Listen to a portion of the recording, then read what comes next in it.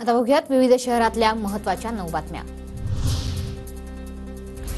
जायकवाडी धरणाची पाणी पातळी 82.3%वर। उजव्या कालव्यातून माजलगाव धरणाकरता 400 क्युसेक इतक्या पाण्याचा विसर्ग। कोयना धरणाचे 4 दरवाजे बंद केले। कोयना धरण पाणलोट क्षेत्रात पाऊस कमी झाल्यामुळे धरणाचे 6 पैकी 4 दरवाजे बंद करण्यात आले। कोल्हापुरातील करवीर निवासिनी अंबाबाईच्या चरणी 71 तोळ्यांचा सोन्याचा सिंह अर्पण।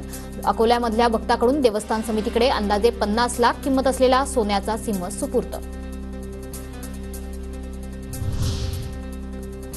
नाशिकमध्ये यंदाच्या गणेशोत्सवात लेझर शोवर बंदी। पालकमंत्री दादा भुसे यांच्या अध्यक्षतेखाली आयोजित बैठकीत नाशिक महानगर गणेशोत्सव महामंडळाकडून मान्य।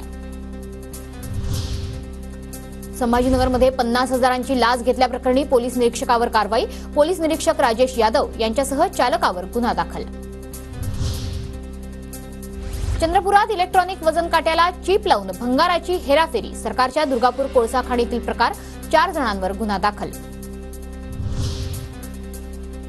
अरबी समुद्र आणि बंगालच्या उपसागरात कमी दाबाचं क्षेत्र, पुढील 5 दिवस राज्यात पावसाचा इशारा। तर विदर्भ, कोकण आणि मध्य महाराष्ट्र, मराठवाड्यात पुढील 2 दिवस पावसाचा इशारा। मीरा भाईंदरमध्ये भाजपचे राजन पांडे यांच्यावर चाकू हल्ला। पांडे गंभीर जखमी। अंतर्गत वादातून हल्ला झाल्याची प्राथमिक माहिती समोर। अमरावतीच्या मोर्शीत संत्रा उत्पादक शेतकऱ्यांचा भव्य ट्रॅक्टर मोर्चा। आतापर्यंत झालेल्या पिकाची नुकसान भरपाई देण्याची शेतकऱ्यांची मागणी।